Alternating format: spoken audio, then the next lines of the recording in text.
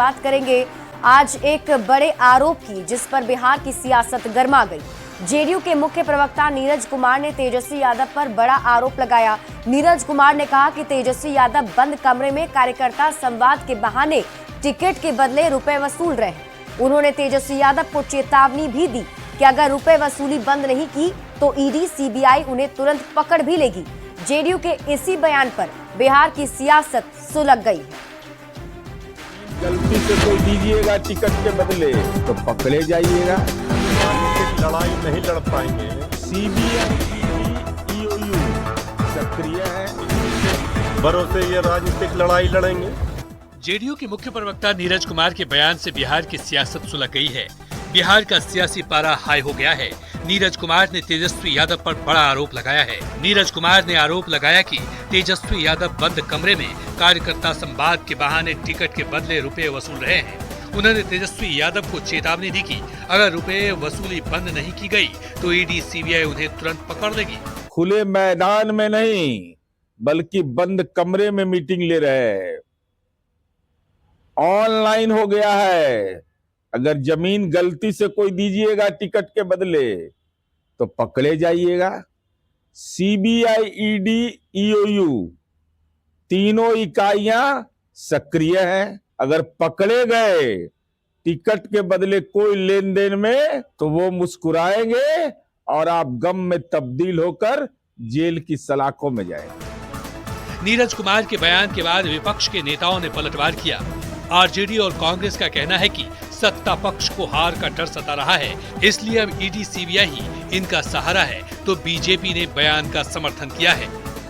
श्रीमान तेजस्वी यादव जी आजकल जो अब कार्यकर्ता संवाद यात्रा के नाम पर पैसों की वसूली और टिकट बेचने के धंधा में लगे हैं। ध्यान रखिए, सीबीआई ईडी इनकम टैक्स सक्रिय है। सुशासन की सरकार है यह। फिर पकड़े जाएंगे तो मत कहिएगा कि हमें फंसाया जा रहा है। जेडीयू तेजस्वी यादव जी को क्या सलाह देगी? पहले वो अपनी पार्टी बचाएं, सरकार बचाएं।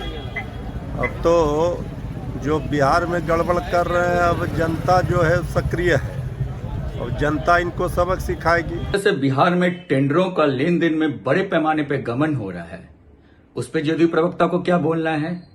जिस तरह से पेपर लीक माफिया जो सरगना कायम है और जिस तरह से पैसे की बंदरबाट कर रहे हैं, उस पे वो किसको नसीहत देंगे? तेजस्वी पर टिकट के बदले रुपए की वसूली पर बिहार में सियासी शोले भड़क उठे हैं। चुनाव से पहले जेडीयू के इस आरोप से विपक्ष तिलमिला गया है। चुनाव से पहले सियासी लड़ाई अब ईडी और सीबीआई पर आ गई है। न्यूज 18 के लिए पटना से शैलेंद्र कुमार की रिपोर्ट। बिहार के सीएम नीतीश कुमार के बेटे निशांत कुमार को लेकर एक बार फिर से बिहार में चर्चा चल पड़ी है कि क्या वो होली के बाद राजनीति में आने वाले हैं।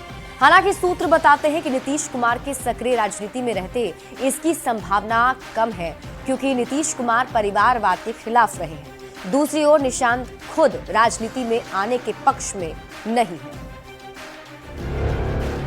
पिताजी को, उनकी पार्टी को आप सब जनता वोट करें, फिर से लाएं, अच्छा काम करें। निशांत कुमार बिहार के सबसे कामयाब राजनीतिज्ञ और सबसे ज्यादा दिनों तक मुख्यमंत्री का पद संभालने वाले नीतीश कुमार के बेटे हैं। लेकिन बिहार के सबसे प्रभावी नेता के बेटे निशांत कभी राजनीति पर बात नहीं करते। हालांकि निशांत के राजनीति में आने को लेकर समय समय पर कयासबाजी का बाजार गर्म होता रहा है। एक बार बिहार में इस बात को लेकर चर्चा तेज है कि क्या होली के बाद राजनीति में आएंगे सीएम नीतीश के बेटे निशांत। देखिए, उनकी यदि इच्छा होगी तो अच्छा है, युवा है, पढ़े लिखे हैं, ऐसा तो नहीं कि मूर्ख है, तो आएंगे तो अच्छा ही होगा बिहार के लिए। जेडीयू के कई नेता और नीतीश कुमार के शुभचिंतक या फिर रिश्तेदार भी ये कहते रहे हैं कि निशांत को राजनीति में आना चाहिए। आंतरिक इच्छा है कि आए, तो इसका दबाव भी कह सकते हैं। दबाव तो देंगे, लेकिन दबाव यदि सुने तब ना। जब तक माननीय नहीं चाहेंगे, जब तक निशांत नहीं चाहेंगे, तब तक दबाव दे के ही क्या करेंगे। राजनीति पर बात न करने वाले निशांत कुमार को लेकर बिहार की राजनीति में चर्चा का बाजार तेज है। लेकिन इसी साल 17 जनवरी को निशांत ने अपने पिता के काम की तारीफ की। कहा उन्हें काम का इनाम मिलना चाहिए। लेकिन जब सवाल हुआ कि क्या वो राजनीति में आएंगे तो निशांत ने उस सवाल को टाल दिया। चुनाव भी हो सकेगा तो पिताजी को, उनकी पार्टी को आप सब जनता वोट करें, फिर से लाएं, अच्छा काम करें। क्या निशांत भी आएंगे पॉलिटिक्स में? निशांत को लेकर चर्चा का बाजार गर्म है, लेकिन सूत्र बताते हैं कि नीतीश कुमार की सक्रिय राजनीति में रहते इसकी संभावना कम है, क्योंकि नीतीश कुमार खुद परिवारवाद के खिलाफ रहे हैं। दूसरी ओर निशांत भी खुद राजनीति में आने के पक्ष में नहीं है। पिताजी को, उनकी पार्टी को आप सब जनता वोट करें, फिर से लाएं, अच्छा काम करें। नीतीश कुमार के रिश्तेदार अवधेश कुमार ने निशांत कुमार को लेकर बड़ा बयान दिया। अवधेश कुमार ने कहा कि निशांत सक्रिय राजनीति में आए, राजनीति में आते ही निशांत सफल होंगे। अवधेश कुमार के बयान पर जेडीयू, बीजेपी और आरजेडी की प्रतिक्रिया भी सामने आई है। अवधेश कुमार के बयान पर सियासी बहस भी तेज हो गई है। आदरणीय नीतीश कुमार जी राजनीति की पवित्र परंपराओं के प्रति शुरू से ही आग्रही रहे हैं, लेकिन मेरा ऐसा मानना है कि यदि किसी व्यक्ति में क्षमता है, संभावना है, तो ऐसे लोगों को नेपथ्य से बाहर निकलकर अपनी नेतृत्व क्षमता का प्रदर्शन करना चाहिए। देखिए, नई पीढ़ी को तो राजनीति में आना ही चाहिए, और जो अच्छे लोग हैं, जो सक्षम लोग हैं, जो समझदार लोग हैं, जो समाज को समझते हैं, जो बिहार को समझते हैं, जो हमारी मूल जरूरतों को समझते हैं, उनको तो निश्चित तौर पर राजनीति में आना चाहिए। और हम तो इसका स्वागत करेंगे कि अगर निशांत जी राजनीति में आए तो निश्चित तौर पर राजनीति को एक नई दिशा मिलेगी, एक युवा चेहरा मिलेगा बिहार को। ये आदरणीय मुख्यमंत्री जी के सुपुत्र निशांत जी राजनीति में आएंगे, ये चर्चा हो रही है, लोग कह रहे हैं। सबको अधिकार है, सब लोग चाहे तो समाज सेवा कर सकते हैं और राजनीति में रुचि है तो आ सकते हैं, इसमें कहाँ किसी को परेशानी है, रोक है। राजनीति में कोई भी व्यक्ति आ सकता है, ये तो विचारधारा की बात होती है, चाहे वो नीतीश कुमार जी का लड़का हो, चाहे आम आदमी का बच्चा हो। अभी डिपेंड करता है माननीय मुख्यमंत्री नीतीश कुमार जी पे कि वो उसको लाते हैं या नहीं लाते हैं। बाकी तो ये संभावना की बात है, आए, अपना किस्मत लड़ाए, किस्मत आजमाए, चुनाव में जाए, देखते हैं जनता उनको कितनी प्यार देती है। सीएम नीतीश कुमार के बेटे निशांत कुमार के राजनीति में आने की अटकलों पर मंत्री अशोक चौधरी ने बड़ा बयान दिया। अशोक चौधरी ने कहा कि अगर निशांत राजनीति में आते हैं तो सभी उनका स्वागत करेंगे। अशोक चौधरी ने कहा कि जब उनकी बेटी राजनीति में आ सकती है तो सीएम का बेटा क्यों नहीं राजनीति में आ सकता है। तो देखिए, अब निशांत कुमार के राजनीति में आने की एंट्री पर भी एक एक करके प्रतिक्रियाएं सामने आनी शुरू हो गई हैं, जहां एक तरफ सत्ता पक्ष की तरफ से पुरजोर तरीके से इसका समर्थन किया जा रहा है। माननीय नेता चाहेंगे, अगर नीतीश कुमार जी की इच्छा होगी तो उसमें समस्या क्या है? कोई समस्या नहीं। जब मेरी बेटी आ सकती है राजनीति में तो नीतीश कुमार के बेटे को आने में क्या परेशानी है? हम लोग तो स्वागत करेंगे। बिहार बीजेपी के अध्यक्ष दिलीप जायसवाल ने लालू प्रसाद पर बड़ा हमला बोला। उन्होंने लालू प्रसाद को फादर ऑफ क्राइम बता दिया, जिसके बाद बिहार की सियासत गर्मा गई। हिंदुस्तान में प्राइज की घोषणा होना चाहिए, father of crime. NDA RJD की लड़ाई फादर ऑफ क्राइम तक आई। बिहार बीजेपी के अध्यक्ष दिलीप जायसवाल ने लालू प्रसाद पर बड़ा हमला बोला है। उन्होंने लालू प्रसाद को फादर ऑफ क्राइम बता दिया। कहा, जो पाप लालू प्रसाद ने अपनी सरकार के वक्त किया, आज एनडीए की सरकार उसे धो रही है। Father of crime. हमको तो लगता है कोई प्राइज अगर मिले लालू जी के परिवार को तो एक ये भी हिंदुस्तान में प्राइज की घोषणा होना चाहिए, father of crime. Dilip Jaiswal के फादर ऑफ क्राइम वाले बयान पर सियासी घमासान भी शुरू हो गया है। दिलीप जायसवाल जी को अपने बारे में क्या ख्याल है? सबको पता है कि दिलीप जायसवाल जी, आप जिस मेडिकल कॉलेज के मालिक आज बने हुए हैं, वो मेडिकल कॉलेज आपको कैसे प्राप्त हुआ? आरजेडी और कांग्रेस के नेता बीजेपी पर निशाना साध रहे हैं। आरजेडी के नेता शक्ति यादव ने पलटवार करते हुए कहा है कि ग्रैंडफादर ऑफ क्राइम तो बीजेपी में है।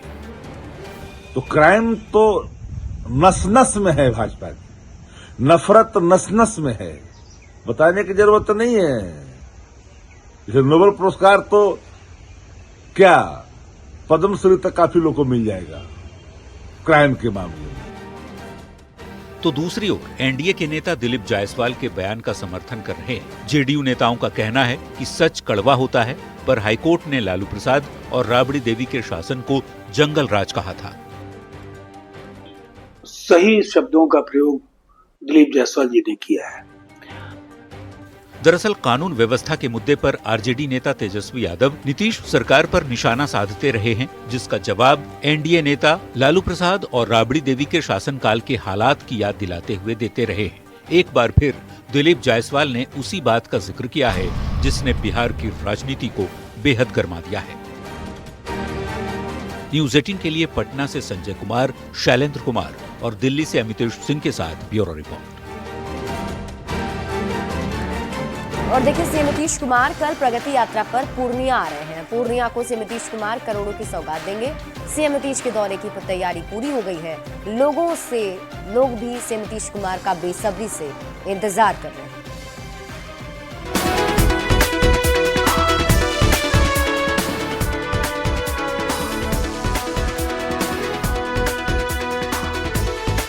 सीएम नीतीश कुमार मंगलवार को प्रगति यात्रा पर पूर्णिया आ रहे हैं। सीएम नीतीश कुमार प्रगति यात्रा के दौरान पूर्णिया को 500 करोड़ की योजनाओं की सौगात देने वाले हैं।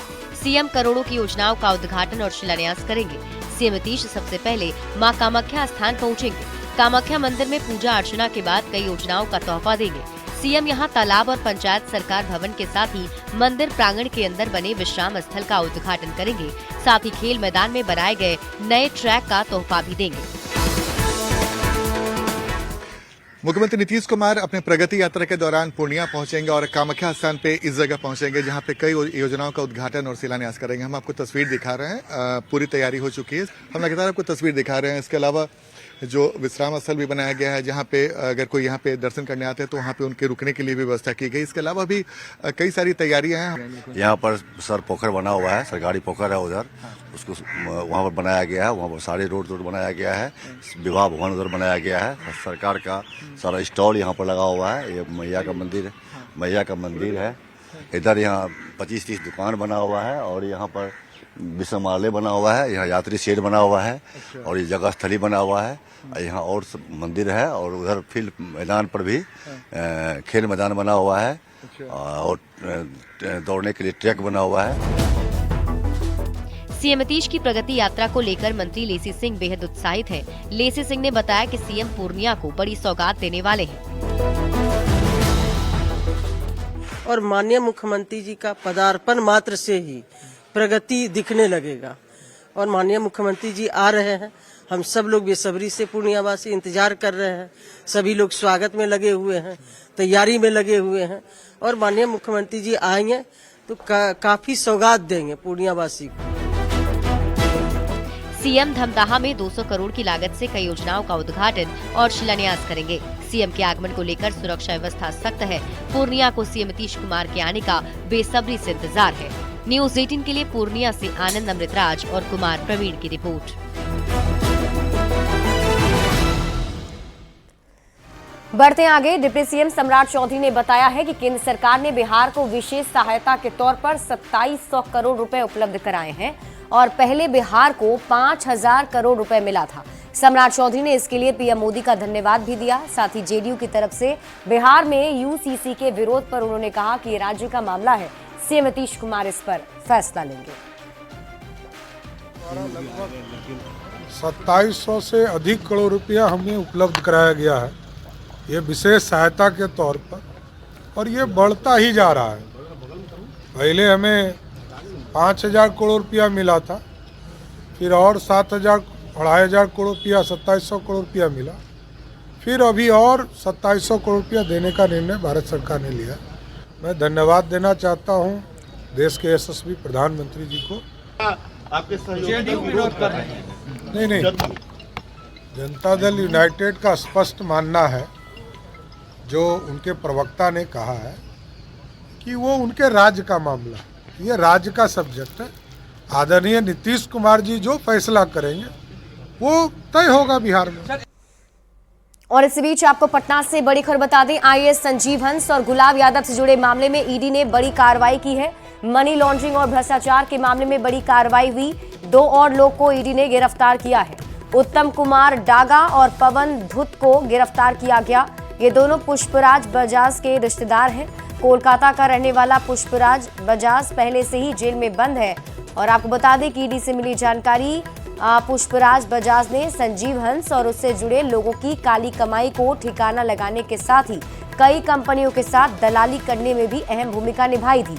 पवन धुत दिल्ली स्थित धुत infra company private limited company का मालिक बताया जा रहा है और पवन को दिल्ली के पौष इलाके छतरपुर के फार्म हाउस से गिरफ्तार किया गया।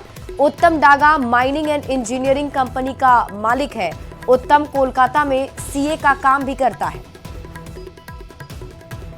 तो बड़ी खबर आपको बता रहे हैं, ये बड़ी जानकारी सामने आ रही है। ईडी की टीम ने बड़ी कार्रवाई करते हुए अब 2 और व्यक्ति को इस मामले में गिरफ्तार किया है, जिसमें लगातार ईडी की टीम की तरफ से दबिश दी जा रही थी और जो जानकारी मिल पा रही है उसके मुताबिक अब 2 और लोग ईडी के रडार पर हैं, जिसे गिरफ्तार कर लिया गया है। उत्तम कुमार डागा और पवन को गिरफ्तार किया गया है। इन दोनों पर भी आरोप है कि इनकी मिलीभगत इसमें थी। न्यूज़ 18 संवाददाता अमित हमारे साथ जुड़ गए। अमित, किस तरीके से इन दोनों व्यक्तियों का इस पूरे मामले से कनेक्शन बताया जा रहा है?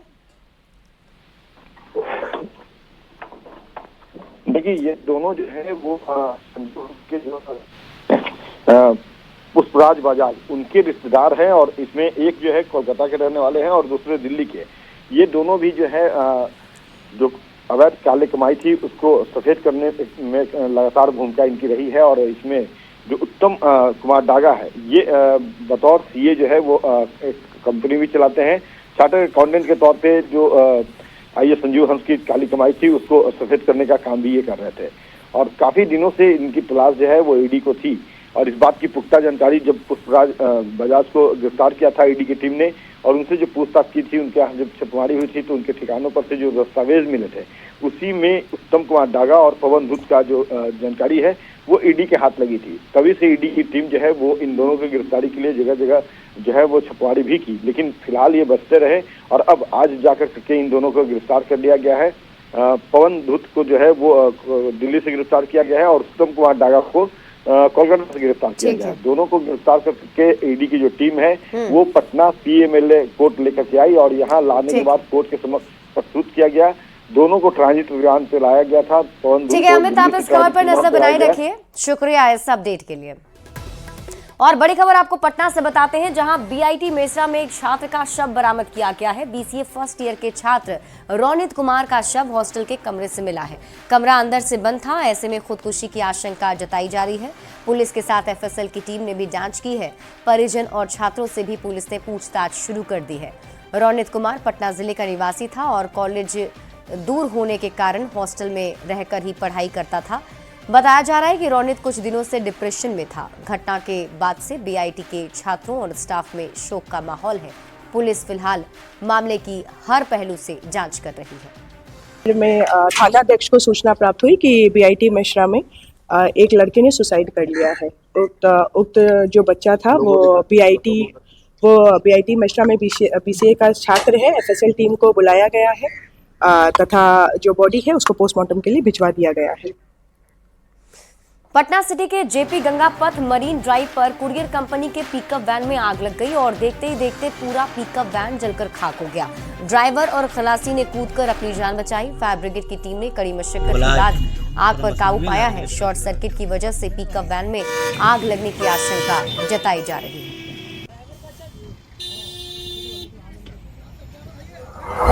लग गया, उधर से पूरा धुआं ऐसा उठा। उसके बाद हम लोग उतरते गाड़ी में कहाँ से पाटली की तरह से आ रहे थे। क्या थे? खाली से आग ही लगी अपने आप। हम लोग कॉल गया था, हम लोग आए, देखे आगे समय गुजारा था। दरभंगा में अपराधियों और पुलिस के बीच मुठभेड़ हुई। अपराधी बड़ी घटना को अंजाम देने की योजना बना रहा था। जब पुलिस पहुंची तो अपराधियों ने फायरिंग शुरू कर दी। पुलिस ने जवाबी कार्रवाई में अपराधियों पर फायरिंग की है। मुठभेड़ में एक आरोपी को गोली लगी है। पुलिस ने घायल समेत 3 अपराधी को गिरफ्तार कर लिया। 3 अपराधी मुठभेड़ के दौरान फरार हो गए। घायल अपराधी का नाम शुभम है, जिसका इलाज डीएमसीएच में चल रहा है।